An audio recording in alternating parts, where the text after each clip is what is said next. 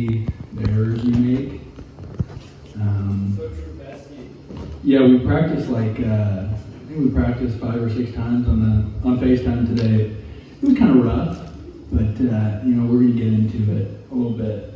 You have room? Yeah, I think so.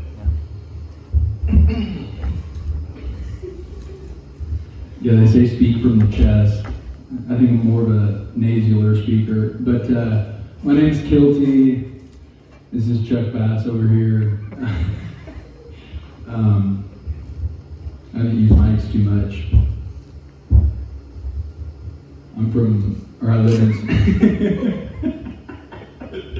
I live in Springfield. I just drove here. Oh, do you live in Springfield? I'm from Baldwin. Oh, okay. Yeah. I actually just ran a little event out to Bolivar. There was nothing there. Frisco Trail Run. Yeah, I don't think we got all the way there. Maybe I think that was a problem. But so yeah, I live in Springfield, and I haunt the coffee shops. And yesterday I was in Mud House, and it's kind of like Joplin Avenue Coffee. It has like a dark theme to it, pretty interpersonal vibe going on, and there's no drive-through. So I'm sitting in there journaling. That's a new thing for me. And this mother comes in, and her baby just happened to be extremely entertaining. So I set my pen and pad aside and just started observing the baby. And I found out that there's just a lot to learn from babies. So that's what we're going to talk about tonight.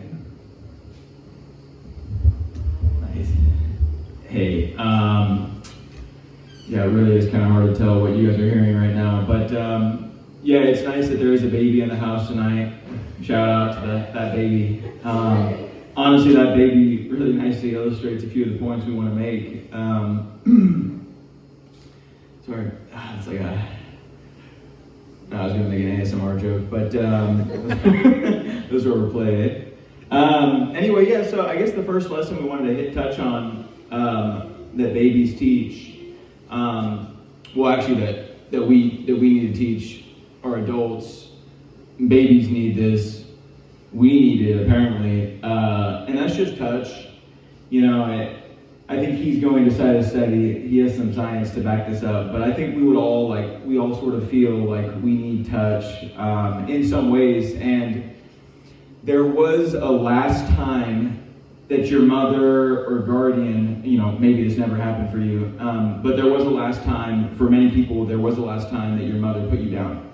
A last time your mother held you, and now we just don't really, you get to a certain age and you just don't really do that. And I'm sure in some families it's more common, but I think for us to, maybe we need to hold our mother's hands. I don't know what the remedy is for us. And this applies for all sorts of, all of our relationships, touch. But yeah, there's probably something there that babies could teach us.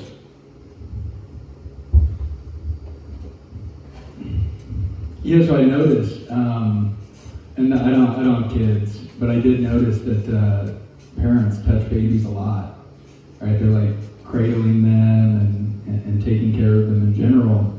And it's pretty interesting because, that happens like up to a certain age, and like you said, there's a point where your mother just doesn't hold you anymore. But let's take, for example, a situation in which your mother gets sick. So she's in the hospital and she's on her deathbed. What do? You hold her hand, or you comfort her with touch. Maybe you carry her to the bed or to the bathroom. And so a pretty sad moment. I'm concerned with like the 40 years in between that. Like your mother takes care of you, she's cradling you, and then when she's dying, you're going to touch her. And there is some science behind that. Just holding someone's hand. Yeah, it can lower cortisol levels. So if someone's particularly stressed, you can hold their hand, and it actually works better if you interlace the fingers. There's more contact points, And so cortisol will actually fall more so than, Wow. than if you're just right here. So it's about surface area. Yeah, so interlace those fingers, and if you see your mom or even your dad and you're watching Netflix, maybe just find that hand. But in general, yeah, just give your mom a hug, give your dad a hug. We don't do it enough as adults. Yeah, and it seems like nice. Yeah, we got an amen. Yeah, appreciate that. Yeah, yeah. So I think it might be even something we need to consider here in America, even more than a lot of cultures. It seems like some other ones. You meet up with someone and you kiss them on both cheeks, maybe. We have the handshake, but that's like. Well, you're certainly not interlocking fingers on the handshake. I feel like you're missing someone with just a handshake, and even now, I feel like hugs are somewhat rare. I feel like certainly with strangers, and I'm sure none of us really want that. I don't know how many of you want hugs from strangers.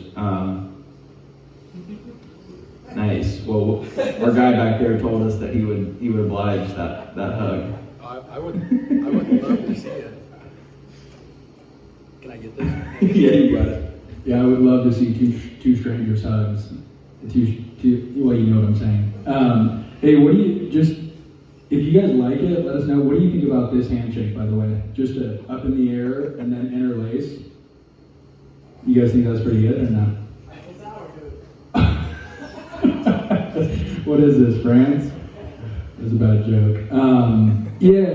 One time, and I'm just going to take this a different route than I expected to, but one time we stared in each other's eyes from about a foot away for 10 minutes straight, and it was powerful. And so now I'm wondering what happens if we just hug for 10 minutes straight. What's happening in the body? What happens to our minds? Are we more connected? Let alone if we hold each other's hands for 10 minutes straight. I mean, that's pretty interesting. But go ahead and take it away, Chuck Bass. Case in point. No, this is fantastic timing. And we got a little off topic from babies, so this is perfect. I'm actually not sure that technically a baby or more so like a toddler. He's almost 3. Okay. He's a special little guy. We don't know how old he really is. You're kidding me. He's either super smart or just like, I don't give a crap. Well, if people describe me that way, that wouldn't be the worst. Super smart. He's either super smart or he just doesn't give a crap. Yeah. But that's my son. Right. Well, I guess to transition here to crying, another possible lesson from babies. Well, I do want to transition back real quick. I don't know if y'all saw, but you were flying him around earlier. How many in the crowd don't want to do that? Probably no one. Everyone wants to do that. Like, I want someone to hold me and me just be flying in half circles. That's sick. And he loved every moment of it. He wasn't worried what people were thinking. Just a great moment. He wasn't dizzy somehow. Yeah, he wasn't dizzy. Yeah. Excellent. See, I love it. He doesn't care that we're speaking up here, and we don't care that he's. In fact, I would love if he would strum a drum right here. That'd be sick. But crying. Crying is one of those things. I did it 2 days ago. I was thinking about running a marathon, and then I was just imagining the pain, and I let some tears out, and it was great. It was cleansing. Babies do it a lot, and we both agree that adults should do it more. When was the last time you called your friends up and said, "Hey, let's go to a field and practice crying"? Probably not too often. But yeah, I just wanted to, as an exercise with everyone here, and that's the great thing about open mics is that we just have you here. You're kind of just forced to listen to us unless you walk out, and that would be like kind of an evil move. Don't do that. It's probably exactly what we need at this point. Just multiple people walk out. It's probably good for us. But I guess, what do you guys think about this theory? it's unlikely it's only a theory at this point. I mean, it seems to me, you know, if Americans have to be more wary of the concern of touch, getting touch, because maybe it's not a big part of our culture, I wonder if men really need to worry about this crying thing. Because to me, in my experience, women are much better at crying. Like it's actually a skill of emotional, it's a skill to be able to express your emotions and to really feel them, that I think, yeah, maybe more naturally comes to women than men. But I'm not sure about that one. Yeah, well, I cried about a week ago, actually, too. So I've been crying. But yeah, I broke it off with a girl that I had been talking to for about a year. And it was extremely sad. And I was in her Jeep, and she was on top of me. Cordially. And yeah, we were both crying, and I was just sitting there going, I look bad. I sound bad. This ain't a great look. And I'm looking at her going, this is awful. I never want to see this again. I felt sorry for her. She was just a beautiful crier. So in a way, I kind of wanted to see it again because it was just nice to see. But I didn't want to make her sad. So there was some, I don't know how to use words, but dichotomy is coming to me right now, and I kind of like it. So there's some dichotomy there. But yeah, dudes out there that don't cry a lot, practice. Like literally,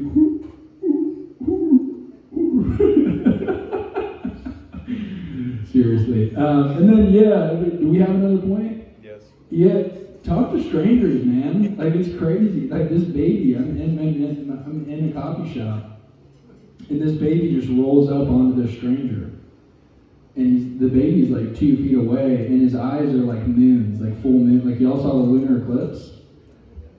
It was sick. Sweet. I wish it was every night. But yeah, this baby's 2 feet away from this dude, and for like 15 seconds, just staring right at this guy. And the guy loved it. So like babies can communicate even without words. And I think adults should do it more. Just go talk to strangers. Or even just walk up 2 feet away from a stranger in the mall and just stare at them. Yeah, a lot of good could probably come from the latter. No, you have to do so somewhat. You know, pick the right person.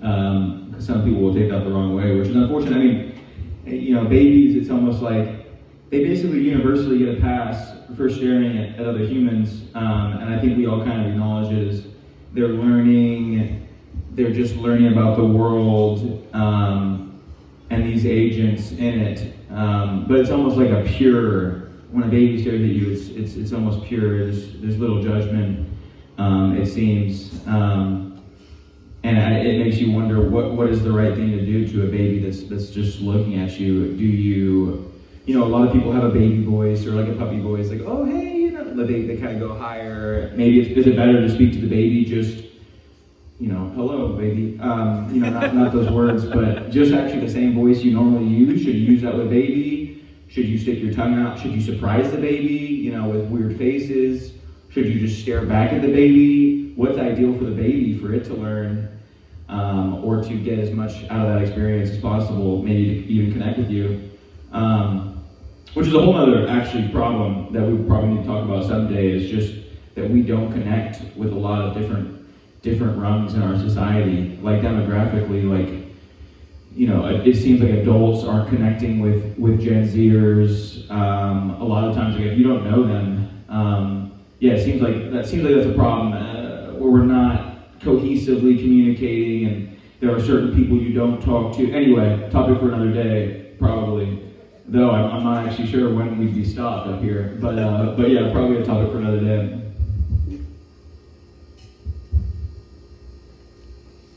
Thanks.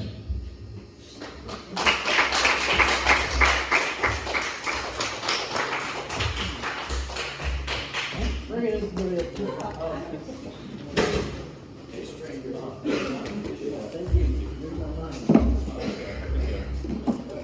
Thank you, love you.